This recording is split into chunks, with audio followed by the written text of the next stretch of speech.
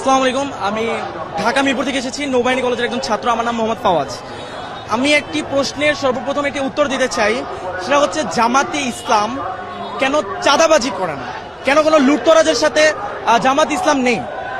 মূলত আমি প্রথমে একটি কথা বলে দিতে চাই, সেটা হচ্ছে আমাদের অন্যান্য দল যদি আমরা দেখে থাকি গত 53 বছরে আমাকে একটা দল আপনি আমাকে ইন্ডিভিজুয়াল দেখাবেন যে একটি সেবামূলক প্রতিষ্ঠান কিংবা কর্মসংস্থান তৈরি করেছে, কোনো দল পাবেন না। তাদের আইডিওলজি হচ্ছে নেতার পিছনে নেতাকর্মী ঘুরবে, জয় বাংলা নাইলে জয় বাংলাদেশ জিন্দাবাদ স্লোগান দিবে আর নেতার নাম নিবে, এটা হচ্ছে তাদের আইডিওলজি। জামাতের আইডিওলজি এটা নয়। তাদের আইডিওলজি কিভাবে একটি নতুন প্রতিষ্ঠান তৈরি করা যায়। আপনি যদি গত 53 বছরে খেয়াল করেন, অসংখ্য জামাতের হাসপাতাল, অসংখ্য ব্যাংকিং সেক্টর তৈরি করা হয়েছে, যার কারণে জামাতে ইসলামের যে নেতাকর্মীরা রয়েছে পড়াশোনা শেষে তারা যদি চাকরিও না পেয়ে থাকে তাদেরকে ওইখানে নিয়োগ দেওয়া হয়, এবং যার কারণে তাদের চাঁদাবাজি কিংবা এইসব কাজে লিপ্ত হতে হয় না। তারা একটি অর্থনৈতিক ভালো একটি কাজের মাধ্যমে তাদের জীবন বাহন করতে পারে। এবং জামাতের আদর্শ এবং অন্য একটি দলের আদর্শে ভিন্ন কোথায়। আমি একটি কথা বলতে চাই, অন্য একটি দলে আপনি সেন্ট্রাল থেকে টাকা পাবেন, টাকা যদি না পান আপনি চাঁদাবাজিতে লিপ্ত হবেন। আপনি বিএনপি বলুন, আওয়ামী লীগ বলুন, ছাত্র দল বলুন, ছাত্রলীগ বলুন, সবাই একই ক্যাটাগরি। আপনি ছাত্র শিবির বলুন যদি, বা জামাত ইসলাম বলুন, এদের অর্থ উৎস কিন্তু এইটা নয়। এদের অর্থ উৎসটা কোথায় আমি আপনাকে বলি। ক্লাস 9-এর একটি ছাত্র, আমার নামটা ঠিক মনে নেই, আমাদের গ্রামের বরিশালের একজন ভাই, সে ক্লাস 9-এ থাকতে তার বাবা মা মারা যায়, তার পড়াশোনা সে ছেড়ে দিবে ভেবেছে। তখন জামাত যে সংগঠন তার সাথে কথা বলে যে তার সম্পূর্ণ ব্যবস্থা তারা গ্রহণ করে, তাকে সম্পূর্ণ শিক্ষিত করে, তাকে দেশের বাইরে পাঠায় পড়তে, এবং তাকে ডক্টর বানিয়ে বাংলাদেশে ফেরত আনে। এখন আমার প্রশ্ন, একজন বিবেকবান মানুষ জীবনেও কি তাকে যেই দলটা, যে সংগঠনটা এত উচ্চ একটা পর্যায়ে নিয়ে গিয়েছে, তাকে জাতীয় রাষ্ট্রের সম্পদ বানিয়েছে, তাকে কি তার কাছে কি কোনো সাহায্য চাওয়া লাগবে দলটা থেকে? সে তো একজন বিবেকবান মানুষ, সে নিজে থেকে তার অর্থের 50% দান করে দেবে এই দলের জন্য। এই একটা কারণে জামাতের কারো কাছে চেয়ে খেতে হয় না। আর জামাতের প্রত্যেকটা নেতাকর্মী যারা রয়েছে তাদের মাস শেষে একটি অ্যামাউন্ট উল্টা দিতে হয়, জামাতে অনুদান দিতে হয়, এবং সেই টাকা দিয়ে এই যে আমি যে বললাম প্রথমে, এই ছেলেটাকে পড়িয়েছে, এরকম অসংখ্য অসহায় এবং দরিদ্র ছেলেকে পড়ানো হয়, ছেলে মেয়েকে, এবং এই টাকা দিয়ে, এই আমাদের অনুদানের টাকা দিয়ে। আর আমার প্রশ্ন, যেই ছেলে বা মেয়েটা এত কষ্ট করে দলে টিকে থাকার জন্য টাকা দিতেছে, নিচে থেকে নিজের পকেট থেকে টাকা খরচ করতেছে, তাছাড়া মাস শেষে 2টা করে বই পড়তে হয়, বই পড়ে ওইটার পরীক্ষা ভাইভা দিতে হয়, 5 ওয়াক্ত নামাজ পড়তে হয়, নামাজে সে জামাতে কয় রাকাত পড়তেছে, কয় রাকাত জামাতে পাচ্ছে না, সব রিপোর্ট প্রদান করতে হয়। এত কষ্টের পরেও যে মানুষটাই দলে থাকবে, ওই মানুষটার কি নৈতিকতা নিয়ে কোনো প্রশ্নের আর কোনো দিক রয়েছে? ওই মানুষটা কি কোনো স্বার্থের জন্য দল করতেছে? ওই মানুষটার ভিতরে নৈতিকতা আছে বলেই মানুষটা দলটা করতেছে। এত কষ্ট পেরিয়েও এই দলের প্রতি সে তার ভালোবাসাটা রয়েছে। এখন আপনি আমাকে কোন দিক দেখাবেন? 71-এ যে আলবদর, পরে রাজাকার বলে, এই দিকটা দেখাবেন? আমি আপনাকে একটি কথা ব্যক্ত করতে চাই। হযরত উমর রাদিয়াল্লাহু তাআলা আনহু, তিনি যখন ছিলেন, তিনি কিন্তু মুসলিম ছিলেন না, তিনি কিন্তু ইসলাম ধর্ম গ্রহণ করেন নাই। পরবর্তীতে মহানবী সাল্লাল্লাহু আলাইহি ওয়াসাল্লাম আল্লাহ তাআলার কাছে নিচে চায় যে তৎকালীন আরবের যে কোনো বড় দুই নেতার একজনকে আল্লাহ আমার করে দাও, এবং মহানবী সাল্লাল্লাহু আলাইহি ওয়াসাল্লামের যে কোরআন, সে তিলাওয়াত শুনে সে কিন্তু মুসলিম হয়েছে। এখন কি আপনি তার পাস্টের সাথে তার প্রেজেন্ট তুলনা করবেন? আপনি এতই মূর্খ হয়ে গিয়েছেন? আপনি চেতনা ব্যবসা করবেন? আওয়ামী লীগ এক দল বলে গিয়েছে, তারা এখন কোথায়? তারা এখন ভারতে। এরপর আরেক দল যারা এখন বর্তমানে বলছে, তারা কোথায়? তার নেতা লন্ডনে। যেই দলটাকে বলে, সেই দলটা কি পাকিস্তানে গিয়েছে? সেই দলটা যায়নি, সেই দলটা ফাঁসির মঞ্চে হাসি মুখে দাঁড়িয়ে গিয়েছে। আপনি যদি আরো বলেন, যে 71-এর কথাই আমি ধরি, যদি আসলে জামাতে ইসলাম রাজাকার হয়ে থাকতো, কেন মুজিবের সময়, জিয়াউর রহমানের সময় এই জামাতের কোন নেতাকর্মীকে রাজাকার বলে শাস্তি দেওয়া হয়নি? কেন শেখ হাসিনা আসার পর নির্বাচনের দিন তিনি নিজে গিয়ে জামাতের হুজুরের কাছে গিয়ে বলেছে, হুজুর আমাকে দোয়া করবেন আমার জন্য, আজকে আমি নির্বাচনে দাঁড়িয়েছি।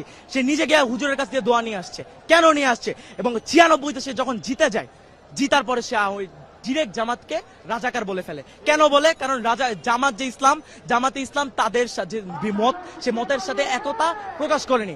কেন করবে? তারা তো ভারতপন্থী। ভারত আমাদের সাহায্য করেছে, কেন করেছে? ইন্দিরা গান্ধীকে যখন প্রশ্ন করা হয়, সে একটি উত্তর দেয়, মাথার এক পাশে ফোড়া হলে আপনি অন্য পাশে ঘুরে ঘুমাতে পারবেন, যখন দুই পাশে ফোড়া হয় আপনি ঘুমাতে পারবেন না। এর মানে কি বুঝতে পারছেন? আপনার যখন দুই পাশে ইসলামিক রাষ্ট্র হবে, তখন আপনি থাকতে পারবেন না। হিন্দুত্ববাদ আপনি ছড়াতে পারবেন না, পুরো বিশ্বে আপনি মঞ্চতে প্রকাশ করতে পারবেন না। সেই কারণে তারা বাংলাদেশের সাহায্য করে। এবং তারা আমার কোন সাহায্যটা করেছে? আমার দেশে কি ওই 40-50 টাকার পেঁয়াজ আর রসুন দিয়েছে, এই আমার সাহায্য? আমি তাদেরকে মাস শেষে আমার 1000 টাকা, বছর শেষে আমি ইলিশ মাছ দিচ্ছি, আমি দিচ্ছি। তারা পুরো ফারাক্কার পানি আমাদের দিয়ে প্লাবিত করে ফেলতেছে আমার বাংলাদেশকে। আমরা কোনো কথা বলতেছি না। আরো যদি আমরা দেখি, তারা আমাদের দেশটাকে নিজেদের অঙ্গরাজ্য তৈরি করতে চেয়েছে। আর তারা আমাদের দেশের মাঝখান থেকে রেল বানিয়ে ফেলবে। এমন আমাদের ইতিহাস যা বলে, একটা রাষ্ট্র এরকম ভাবে যখন একটা দেশের মাঝখানে চলে আসে, ওই রাষ্ট্রের ওই ইন্ডিভিজুয়াল ওই জায়গাটা আর ওই রাষ্ট্রের আওতায় থাকে না, ওইটা যেই দেশের আওতায় চলে যায়, যেই দেশের বানায় ওই দেশের আওতায় চলে যায়। এবং তারা এই ভারতের দালাল ছিল। এবং আমি আপনাকে এখন আমার এতক্ষণের কথা সবচেয়ে বড় পয়েন্ট এখন করবো, বিএনপি। আমার আপনাদের সকলের কাছে একটা প্রশ্ন, বর্তমানে তো তারেক রহমান বাংলাদেশে নাই, তাহলে বিএনপির সবচেয়ে বড় নেতাকে? মির্জা ফখরুল। এখন আমি বলতে হাসি পাচ্ছে আমার, মির্জা ফখরুল যদি দেশের সবচেয়ে বড় নেতা হয় বিএনপির, তাহলে গত 3 মাসে কেন মির্জা ফখরুলকে কোনো টক শোতে কিংবা কেন কোনো মিডিয়া ফেস করতে দেখা যায়নি? দেখা গেছে কাকে? সালাউদ্দিন সাহেবকে।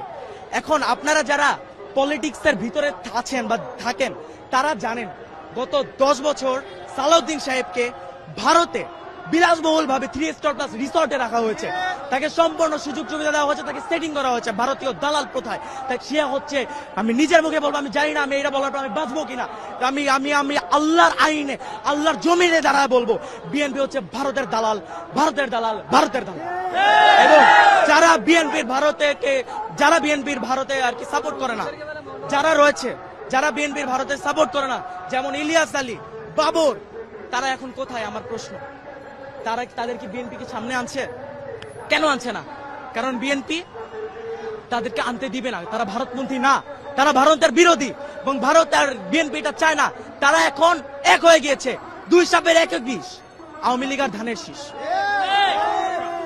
সর্বপ্রথম আমি একটি কথা ব্যক্ত করতে চাই, একটি সমাবেশ অসংখ্য মানুষের একটি জোটের একটা স্থান।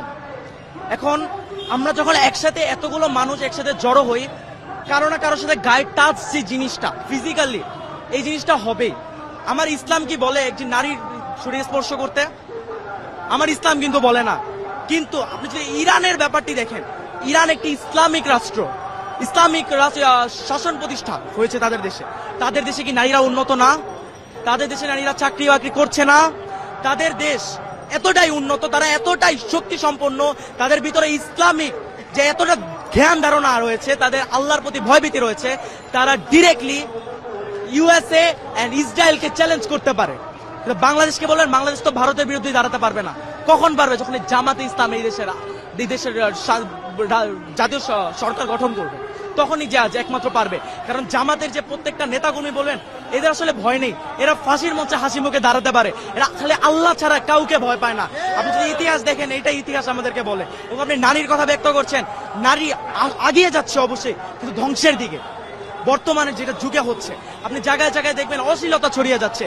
সে অশ্লীলতাকে থেকে মুক্তি পেতে হলে জামাতকে সরকার আনতে হবে। কিন্তু তাই বলে এই নয় যে জামাত আসলে নারীরা অধিকার পাবে না, নারীরা অধিকার পাবে।